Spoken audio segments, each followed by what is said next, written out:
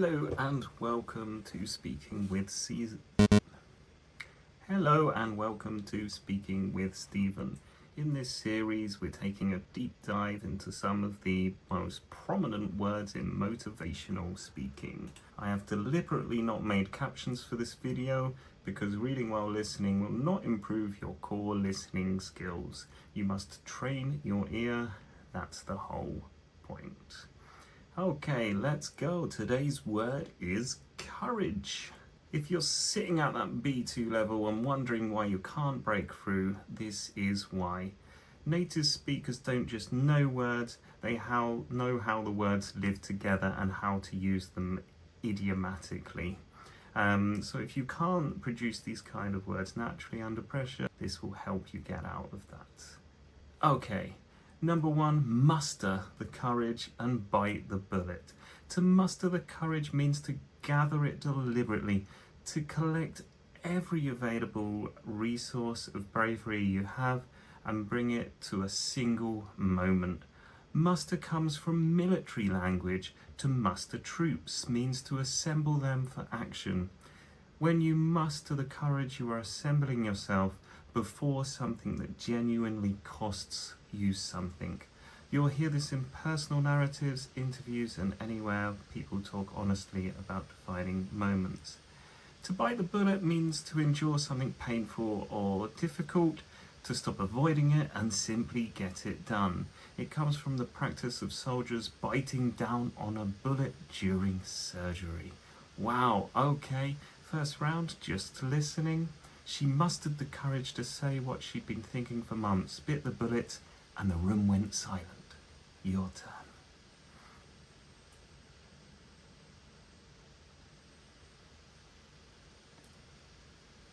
Okay, now this time you're going to read it, but it's from the screen rather than me saying it.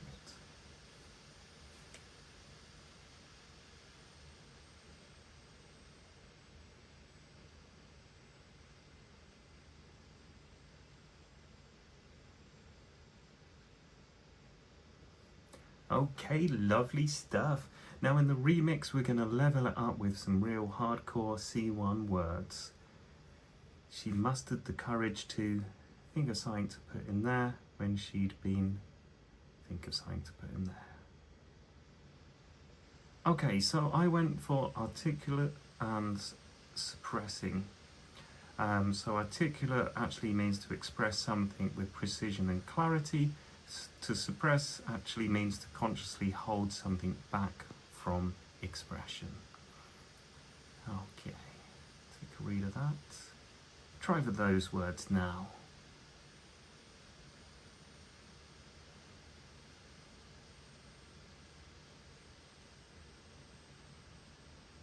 Okay, last up, it's your turn. You have 30 seconds to answer the question. Tell me about a time you had to muster the courage to say something difficult. Did you bite the bullet, or did you keep circling it?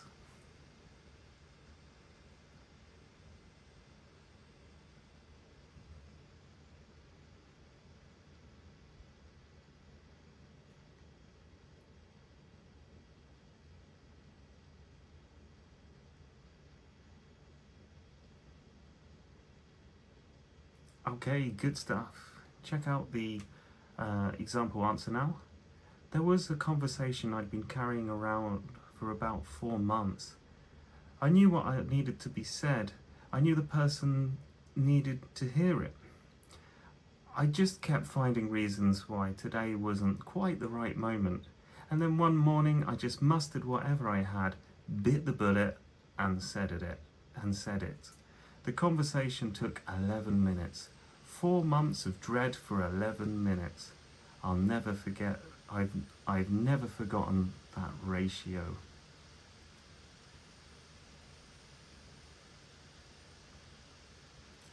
Okay, in context number 2, courage under fire, take the bull by the horns. Courage under fire means maintaining your composure and judgment when the pressure is genuinely intense. When the stakes are high, scrutiny is real, and failure is visibly possible. It comes directly from military language again. In everyday use, it describes anyone who holds their nerve when everything is against them. To take the bull by the horns means to confront a difficult situation directly, boldly, and without hesitation. The image is visceral, grabbing a charging bull rather than running away from it. Okay, let's chant that now. I'm gonna say it, try to repeat. He showed courage under fire in that boardroom, took the bull by the horns, and said what nobody else would.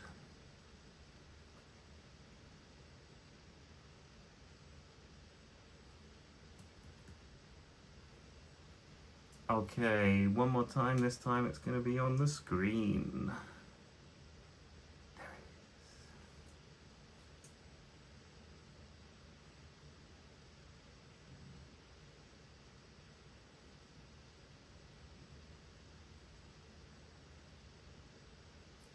is. Okay, let's remix it. So there's a few places in that video where we could spice things up. He something. Courage under fire in that boardroom, took the bull by the horns, and what would be good in there? Okay, I went for demonstrated and verbalized. Demonstrate means to show something conclusively through action rather than assertion, and verbalize means to put something into spoken words that had previously remained unspoken. Nice. Try again with those words now.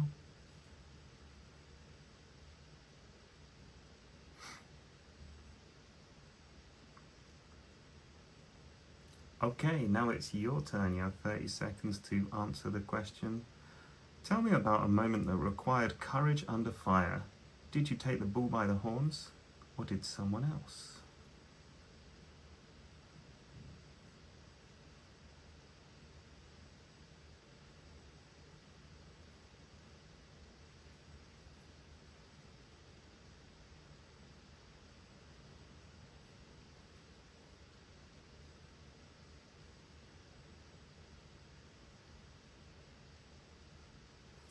The product launch that was falling apart in real time, in front of the client, everything that could go wrong was going wrong. I had about 3 seconds to decide whether I was going to manage the situation or be managed by it. I took the bull by the horns, stopped the presentation, acknowledged what was happening, and proposed a solution on the spot.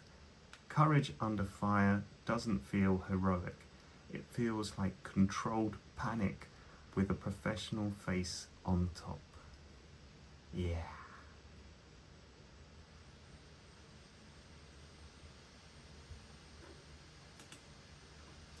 Okay, next in context coming up. To summon the courage or throw caution to the wind. To summon the courage means to call it up deliberately from somewhere deep inside you, as if courage is a resource that must be actively retrieved rather than something that simply appears. It's stronger and more deliberate than muster. Summoning implies a specific act of will. You'll hear this in personal narratives, mainly. To throw caution to the wind means to stop calculating the risks and act boldly regardless of the consequences, to abandon the careful approach in favour of something more audacious. Great work. Listening now. She summoned the courage to walk away from everything she knew, threw caution to the wind, and never looked back.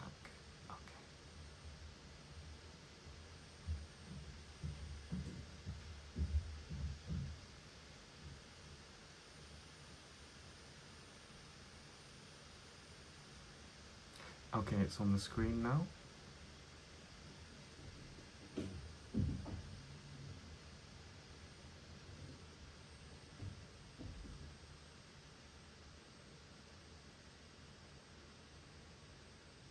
Okay, let's mix it up, level it up with some more spicy vocabulary.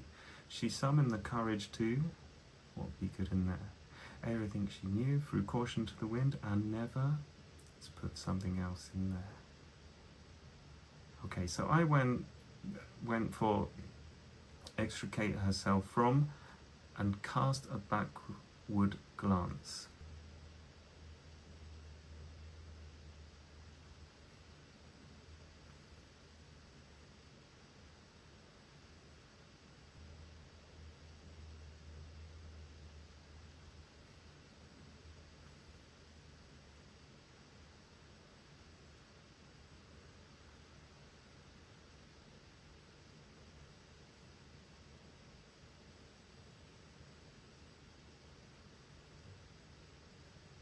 Tell me about a time you threw caution to the wind. Did you have to summon the courage first, or did you just go?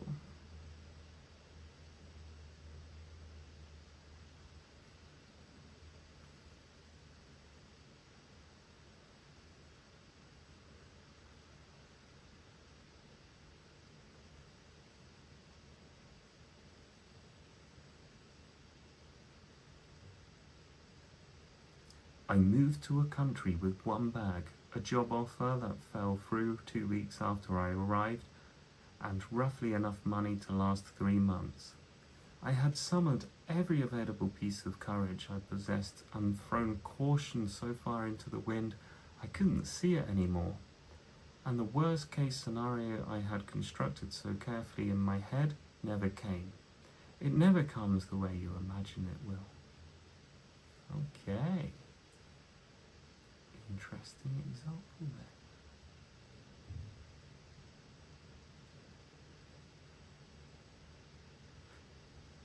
Next up, we have courage of your convictions. Jump in at the deep end. To have the courage of your convictions means to act on what you genuinely believe, even when doing so is uncomfortable, unpopular, or professionally costly. It's not enough to hold a belief privately. This expression describes people who put their beliefs publicly on the line. To jump in at the deep end means to begin something challenging without preparation, committing completely before you feel ready and working it out as you go. The shallow end is safe and the deep end is quite dangerous. You need to be able to swim immediately. Of course, this comes from swimming. Okay, listening now, it's not on the screen. She had the courage of her convictions, jumped in at the deep end and built something nobody thought was possible.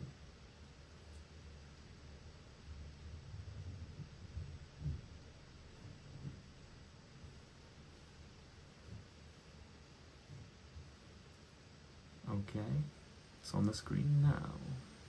Read that.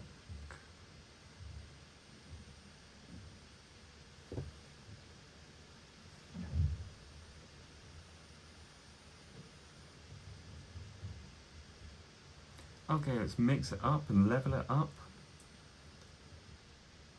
Take a look at those gaps there. And something nobody, something was possible. What would be good in there? Okay, I went for constructed and deemed. Constructed means to build something with deliberate intention and structural logic. Deem means to regard something as being a particular way based on careful consideration.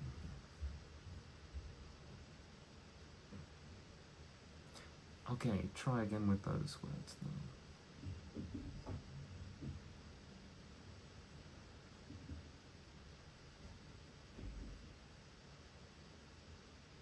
Okay, now it is your turn to answer the question. Tell me about a time you jumped in at the deep end. Did you have the courage of your convictions, or were you just winging it?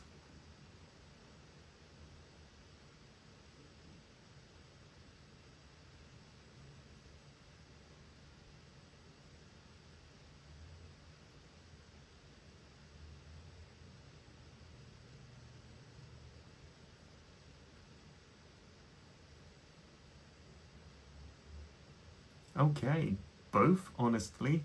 I had the courage of my convictions about the idea.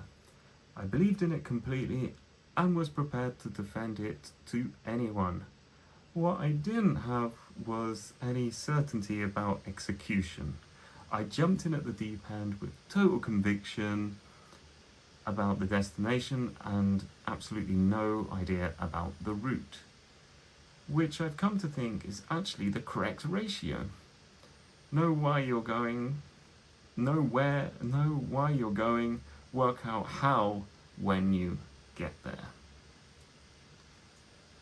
Okay, on to the 2-minute questions now. The first question, second and third question are on the screens. Answer number 1, restart the timer. Go.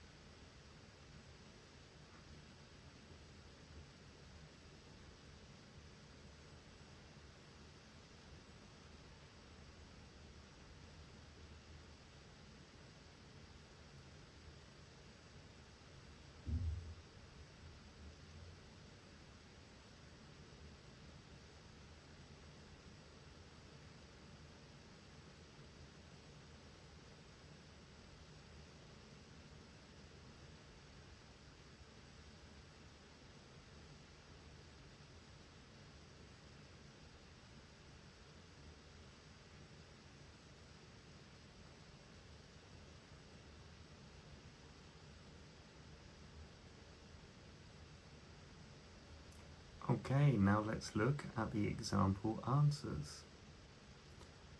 The most frightening thing I've ever done professionally. I was sitting in a room full of people considerably more senior than me, and I absolutely knew that everything they were about to agree to was wrong. The kind of wrong that keeps you awake. I had about 30 seconds to decide whether I was going to sit there and nod or open my mouth. I mustered everything I had. I said the thing that nobody wanted to hear, and the room went completely silent. Then the most senior person looked at me for what felt like a very long time, and then he said, "Thank you for saying that." The moment that required every ounce of courage I could muster turned out to be the moment that changed everything. Not because I was brave, because I was slightly more afraid of staying silent than I was of speaking. Okay, if you need to do question 2, we start the timer now. Yes, earlier than I'd like to admit. There was a direction I knew was wrong. I could see it clearly. I had a view that was different from everyone else in the room, and I kept it to myself for weeks, waiting for the right moment, waiting for more evidence, waiting for someone else to say it first. Nobody did. And the decision went ahead. And it cost the organisation 6 months and a significant amount of money that could have been avoided if I'd had the courage of my convictions 3 weeks earlier. What I learned is that the right moment is almost always earlier than you think. The evidence you're waiting for rarely arrives, and the cost of silence is almost always higher than the cost of speaking. It just takes longer to show up on the invoice. Nice. Number 3 now. I'd stop doing the things I'm doing because they're safe and start doing the things I'm doing because they matter. I'd make the call I've been putting off. I'd start the thing I've been researching for two years. I'd have the conversation I've been rehearsing in my head at 3 in the morning. The honest answer is that most of us already know what we'd do if we threw caution to the wind. We know exactly what it is. We've known for a while. The question isn't what, it's whether we're going to keep finding reasons why now isn't quite the right moment. It's always the right moment. The caution is already in your hands. Okay. Thank you very much. That's 4 sections complete. We are finished for today. Thank you very much. Please subscribe to the channel and give the video a like. If you have any questions, please ask in the comments below, and please check out the description of this video. There is links to certain ways that you can work with trained professionals such as myself, which is the ultimate solution if you want to improve your speaking. There's also exclusive promotions, so please check them out. Goodbye for now. See you in the next one.